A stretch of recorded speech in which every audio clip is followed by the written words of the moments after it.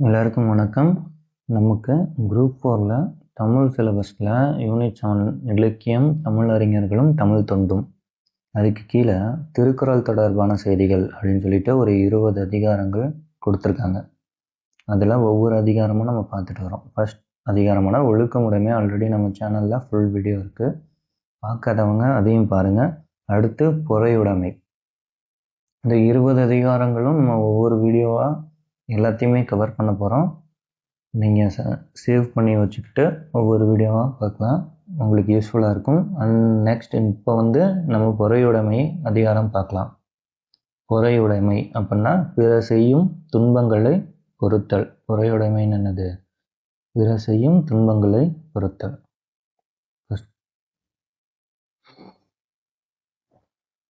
First குறள். அகழ்வாரை தாங்கும் நிலம் போல தம்மை இகழ்வார் பொறுத்தல் தலை. அகழ்வாரை தாங்கும் நிலம் போல. அகழ்வாரை அப்படின்னா தோண்டுபவரை, அகழ்தல் அப்படின்னா நமக்கு தோண்டுதல் தான் தெரியும். அகழ்வாரை தாங்கும் நிலம் போல. ஒரு நிலம் என்ன பண்ணுதுன்னா தன்னை தோண்டுபவரை எதுவுமே பண்ணாமல் அதை தாங்கி கொள்ளுது. அதுபோல தம்மை இகழ்வார் பொறுத்தல் தலை. அதுபோல தம்மை இகழ்வார் பொறுத்தல் தலை. நம்ம இழிவுபடுத்துவரை நம்ம என்ன பண்ணிக்கணும்? பொறுத்து கொள்வதே சிறந்த பண்பு. பொறுத்தல் தலை. தலைங்கிறது இங்கே சிறந்த பண்பு குறிக்கிறது. இந்த குறள் சிறந்த பண்பு அப்படின்னு எதை சொல்லுதுன்னா, நிலமானது தன்னை தோண்டுவரை பொறுத்துக்குது, அது மாதிரி நம்மளும் நம்மளை இழிவுபடுத்துறவங்கள எந்த இதுவும் பண்ணாமல் நம்மளும் அதை பொறுத்து கொள்ளணும், அதுதான் சிறந்த பண்பாக இருக்கும் அப்படின்னு இந்த குறள் சொல்லுது. அடுத்து சொற்பொருள் பார்ப்போம். அகழ்வாரை. அகழ்வாரைன்னு என்னது? தோண்டுபவரை. இகழ்வார்னா இழிவுபடுத்துவோர். தலைனா நமக்கு சிறந்த பண்புன்னு அர்த்தம். இலக்கண குறிப்பு. பொறுத்தல். தல் அப்படின்னு வந்திருக்குன்னா தொழில் பெயர். நம்ம ஆல்ரெடி பார்த்துருப்போம் ஒழுக்கமுடைமையிலே இந்த மாதிரியான இலக்கண குறிப்பு. தல், தல், அல், அம், ஐயே, கை, வை, கு, பு, வு, தி, சி, வி, மை. இதெல்லாம் தொழில் பெயர் விகுதிகள். இந்த விகுதிகள்லாம் வந்துச்சுன்னா அது என்னது? தொழில் பெயர். தல் விகுதி வந்திருக்கு, அதனால தொழில் பெயர். அகழ்வார், இகழ்வார், இது வினையாளனையும் பெயர் அப்படின்னு சொல்றாங்க. ஏன் வினையாளனையும் பெயர்னா ஒரு வினையை குறிக்கலைங்க. ஒரு அகழ்தல், இகழ்தல். அகழ்தல்னா தோண்டுதல், இகழ்தல்னா அவங்களை இழிவுபடுத்துதல். இந்த மாதிரியான வினையை குறிக்காம அந்த வினையை செஞ்சவரை, அந்த நபரை குறிக்கிறதுனால இது வினையாளனையும் பெயர். அகழ்வார் அப்படின்னா தோண்டுபவர், இகழ்வார் அப்படின்னா இழிவுபடுத்துபவர் அப்படிங்கிற அந்த நபரை குறிக்கிறதுனால இது வினையாளனையும் பெயர். பகுபத உறுப்பிலக்கணம்.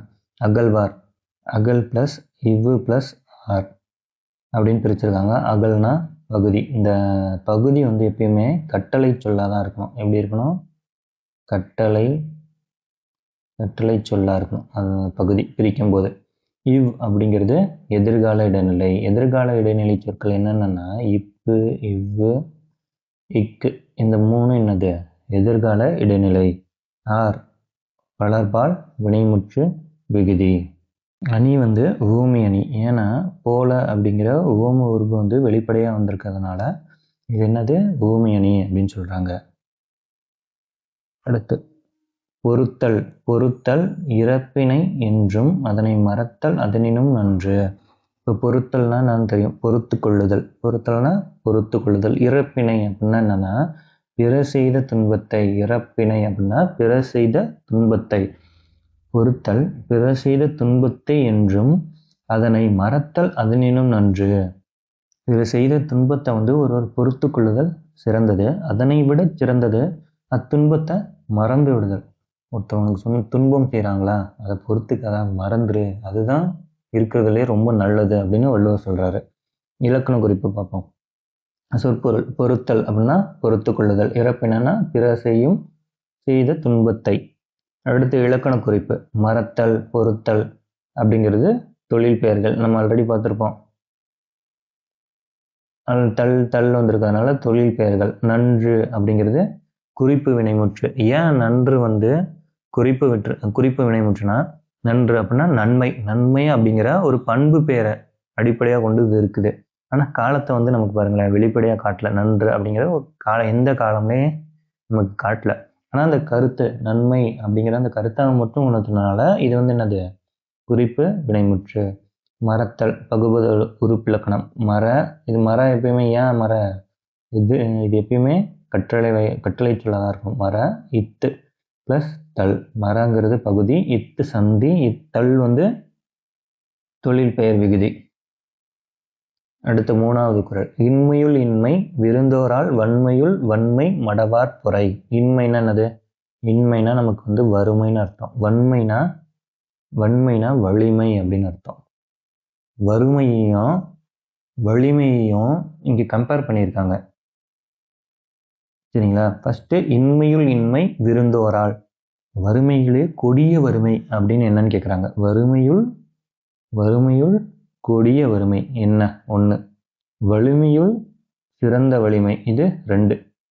மொத்தம் இதை 2ஆக பிரிக்கலாம்.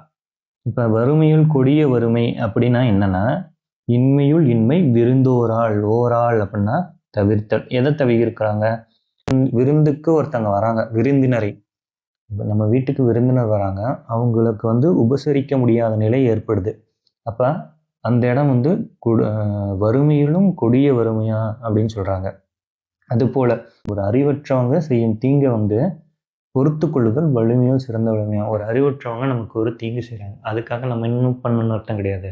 நம்மளும் அந்த தீங்கை திருப்பி அவங்களுக்கு செய்யணும்னு கிடையாது. நம்ம அதை பொறுத்துக்கிட்டாலே அது வலிமையுள் சிறந்த வலிமையாக கருதப்படும் அப்படின்னு வள்ளுவர் சொல்றாரு.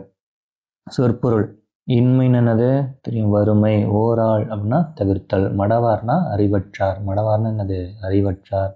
இலக்கண குறிப்பு. விருந்துங்கிறது பண்பாகு பெயர். ஏன் விருந்துங்கிறது பண்பாகு பெயர்னா, விருந்து அப்படின்னா விருந்து எதை குறிக்குது? விருந்துங்கிறது வந்து ஒரு ஆகு பெயர். விருந்தோட மீனிங் என்னன்னா புதிதாக வந்த விருந்தினரை குறிப்பதால் இது என்னது? பண்பாகு பெயர் அப்படின்னு சொல்றாங்க. ஓரால், பொறை அதெல்லாம் வந்து என்னது? தொழில் பெயர்கள். நம்ம ஆல்ரெடி அந்த விகுதிகள் பார்த்துப்போம். ஐ, அல்லு இதெல்லாம் வந்து அது தொழில் பெயர்கள். இது வந்து எடுத்துக்காட்டு ஓமையணி. ஏன் எடுத்துக்காட்டு ஓமையணி? ஓமையணி ஆல்ரெடி பார்த்தோம். போல, போன்ற அப்படிங்கிறது வெளிப்படையாக வந்தால் அது ஓமையணி. இங்கே வந்து ஊமையத்தையும் சொல்லியிருக்காங்க. ஆனால் ரெண்டுத்தையுமே என்னது? அந்த பூம உருவுகள் வந்து வெளிப்படையாக வரல, மறைந்து வந்திருக்கு. இங்கே வறுமையுள் கொடிய வறுமை, வலிமையுள் சிறந்த வலிமை அப்படின்னு ரெண்டுத்தையும் கம்பேர் பண்ணியிருக்காங்க. இது போல இது அப்படின்னா, போல போன்ற அந்த ஊம உருவுகள் மறைந்து வருவதால் இது என்னது? எடுத்துக்காட்டு ஊமையணி. அடுத்து 4வது குறள். நிறையுடைமை நீங்காமை வேண்டின் பொறையுடைமை போற்றி ஒழுகப்படும். பொருள் பாருங்க. நற்குணங்கள் நம்மை விட்டு நீங்காதிருக்க வேண்டுமானால் பொறுமையை நாம் போற்றி கடைபிடித்தல் வேண்டும். இது ஒரு கொஸ்டினை கேட்பாங்க. எப்படின்னா, நற்குணங்கள் நம்மை விட்டு நீங்காமல் இருக்க நம்ம என்ன பண்ணணும் அப்படின்னு. பொறுமையை காத்தல் வேண்டும். பொறுமையை நாம் போற்றி கடைபிடித்தல் வேண்டும். நிறைன சொற்பொருள். நிறைனா என்னது? சால்பு. நிறையுடைமை நீங்காமை வேண்டின். நிறையுடைமைனா என்னது? நற்குணங்கள் நம்ம விட்டு போகாமல் இருக்கணும் அப்படின்னா பொறுமையாக இரு. நற்குணங்கள் உங்களை விட்டு, நல்ல குணங்கள் உங்களை விட்டு போகாது, உங்ககிட்டே இருக்கும் அப்படின்னு சொல்கிறாங்க. நீங்காமை. இலக்கண குறிப்பு பாருங்க. நீங்காமை எதிர்மறை தொழில் பெயர். நீங்குதல் அப்படின்னா தல் வந்திருக்கு, நம்ம டைரெக்டாக தொழில் பெயர்னு சொல்கிறோம். இங்கே நீங்காமை அந்த எதிர்மறையாக ஒரு வாக்கியத்தை குறிக்கிறது. நீங்குதல், நீங்காமை. அப்போ நீங்காமைங்கிறது ஒரு எதிர்ச்சொல் மாதிரி இருக்குது. அப்போ நீங்காமை மை விகுதி வந்திருக்கிறதுனால தொழில் பெயர். நீங்காமைங்கிறது ஒரு எதிர்மறையான ஒரு இதை குறிக்கிறதுனால எதிர்மறை தொழில் பெயர். போற்றி. இந்த இதில் போற்றி அப்படின்னு நம்ம சொல்லும்போது இந்த இடத்துல ஈ அப்படிங்கிற சவுண்டு வருது. இந்த ஈ ஒரு சொல் சொல்லும்போது ஈ, ஊ அப்படிலாம் சவுண்டு வந்துச்சுன்னா அது என்னது? வினையச்சம். அடுத்த 5வது குறள். ஒருத்தாரை ஒன்றாக வையாரே வைப்பர் பொறுத்தாரை பொன்போர் பொதிந்து. இதுக்கான பொருள் என்னன்னா, பிற செய்யும் தீங்கை பொறுத்து கொள்ளாமல் தண்டிப்பவரை சான்றோர் ஒரு பொருட்டாக சான்றோர் ஒரு பொருட்டாக மதிக்க மாட்டார். ஆனால் பொறுத்து கொள்ளுபவரை பொன்போல் மதித்து மனத்துள் வைத்து கொள்வார். ஒருத்தாரை ஒன்றாக வையாரே. ஒருத்தாரைனா தண்டித்தவரை, ஒன்றாக ஒரு பொருட்டாக பொதிந்து வைப்பார் அப்படின்னா வைத்து கொள்வார். இதுக்கான பொருள் என்னன்னா, பிறர் செய்யும் தீங்கை பொறுத்து கொள்ளாமல், பிறர் நமக்கு தீங்கு செய்கிறாங்க, அதை பொறுத்து கொள்ளாமல் நம்மளும் அவங்களுக்கு தீங்கு செஞ்சோன்னா சான்றோர்கள் என்ன பண்ணுவாங்க, நம்மள ஒரு பொருட்டாகவே மதிக்க மாட்டாங்க, நம்மளும் அவங்கள மாதிரி அப்படின்னு கருதிட்டு போயிடுவாங்க.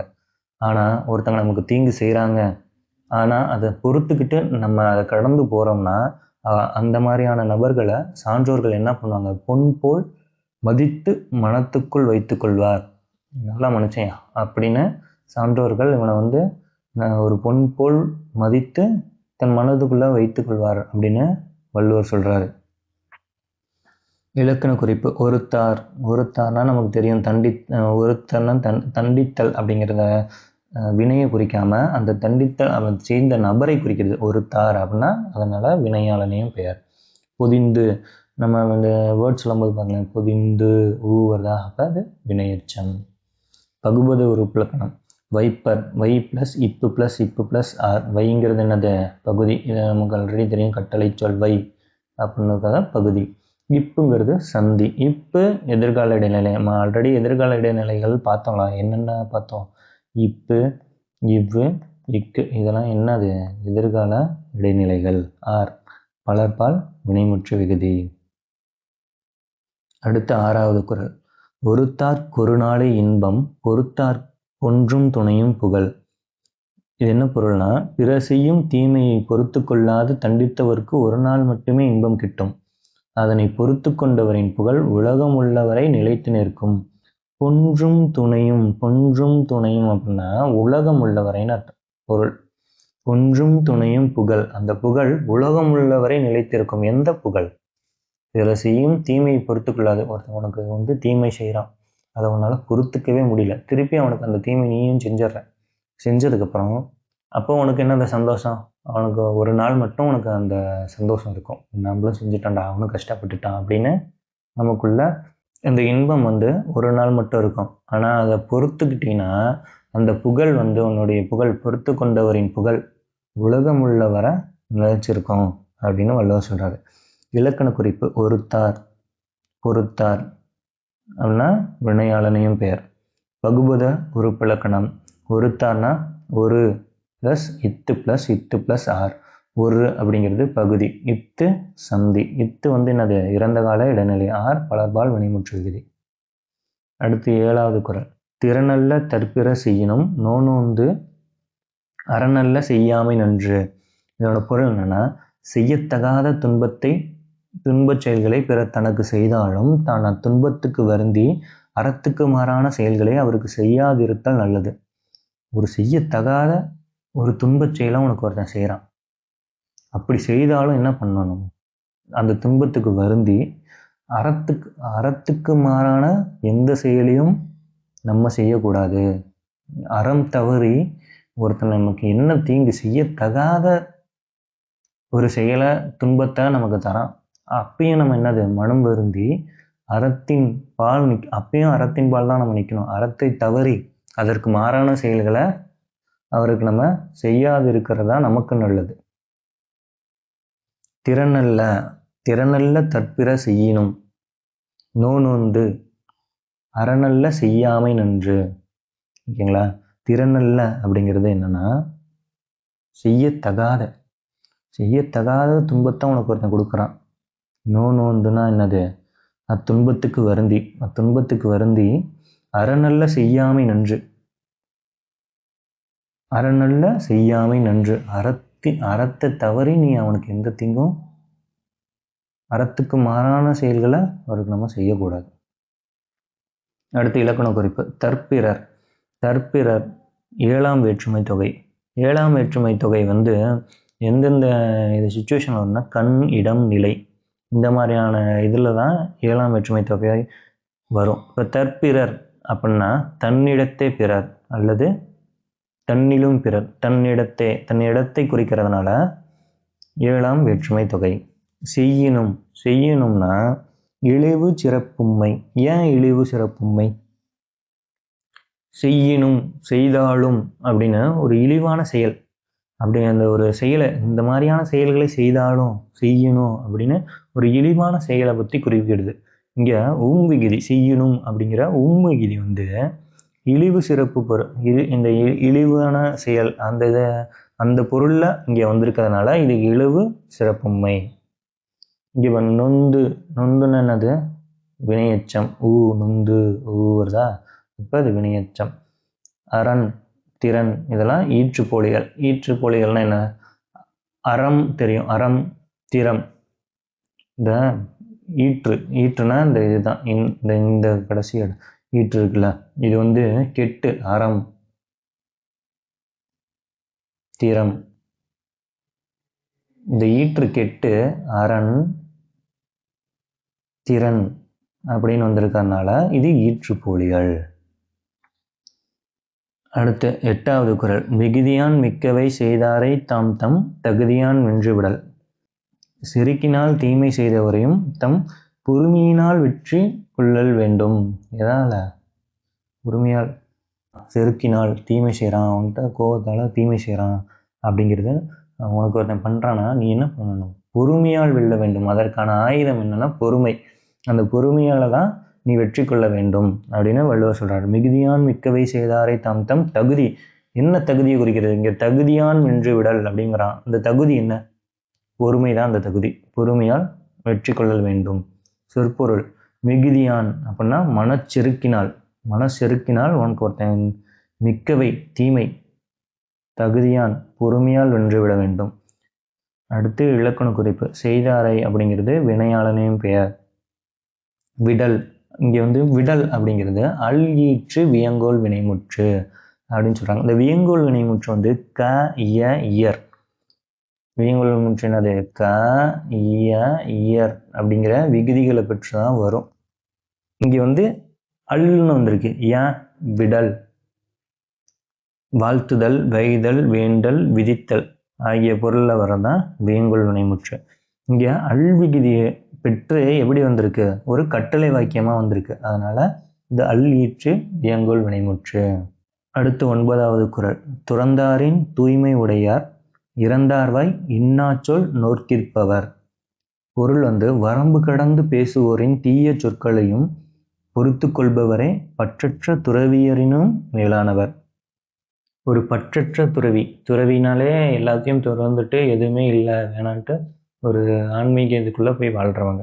அந்த துறவியினை விட மேலானவர் அப்படின்னு யாரை வள்ளுவர் சொல்கிறாருன்னா, ஒருத்தர் வரம்பு கடந்து பேசிக்கிட்டே இருக்கார் தீய சொற்களை, அதை பொறுத்து கொள்பவரே என்னது? பற்றற்ற துறவியினரும் மேலானவர் யார்? பற்றற்ற துறவியரினும் மேலானவர் யார் அப்படின்னு கொஸ்டின் கேட்டால், வரம்பு கடந்து பேசுவோரின் தீய சொற்களையும், வரம்பு கடந்து என்னென்னமோ பேசலாம், அந்த தீய சொற்களெல்லாம் ஒருத்தர் பொறுத்துக்கிறாங்கன்னா அவர் தான் என்னது?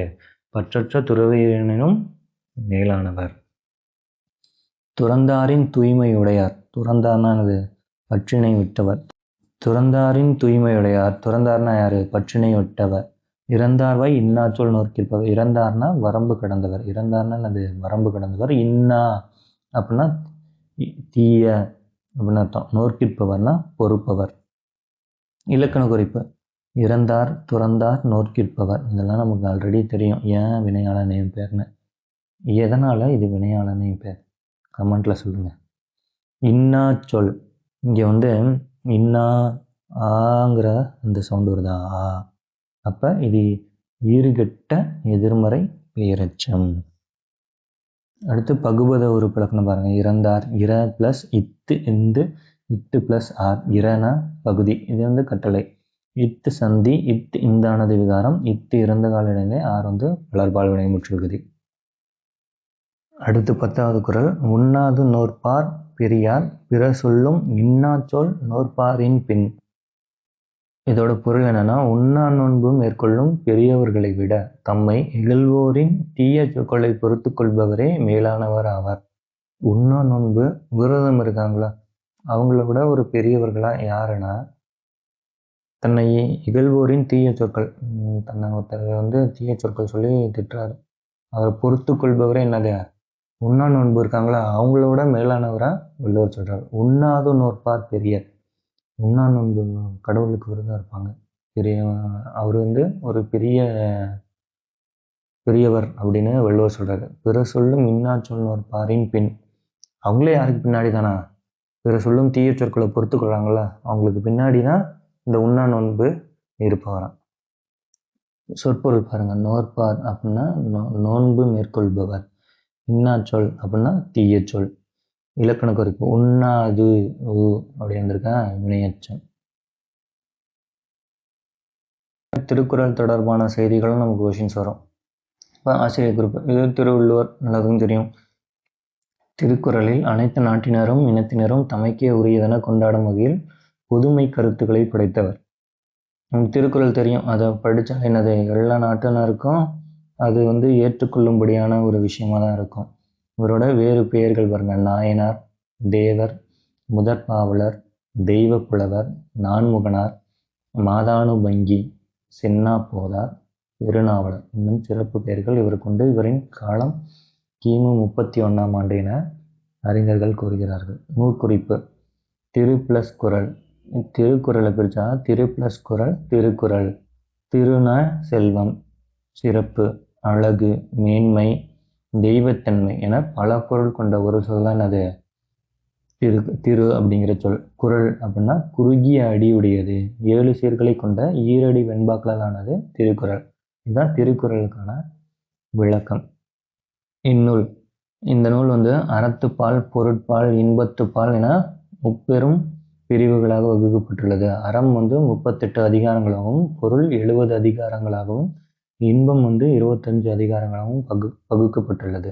அதுல ஒரு கொஷின் இப்போ உங்களுக்கு.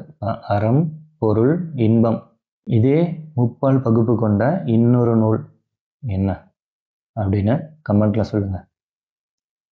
அடுத்து இது 11 கீழ்கணக்கு நூல்களில் ஒன்று. இந்நூலை போற்றி பாராட்டிய பாடல்களின் தொகுப்பே என்னது திருவள்ளுவமாலை. திருக்குறளை போற்றி பாராட்டிய பாடல்களின் தொகுப்பு தான் என்னது திருவள்ளுவமாலை. திருக்குறளுக்கு அந்நாளிலே பதின்மர் உரை எழுதினர். அவ்வுரையில் பரிமேலழகர் உரையே சிறந்த உரை. யார் உரை சிறந்த உரை? பரிமேலழகர் உரையே சிறந்த உரை. இன்றும் பல திருக்குறளுக்கு உரை எழுதி வருகின்றனர்.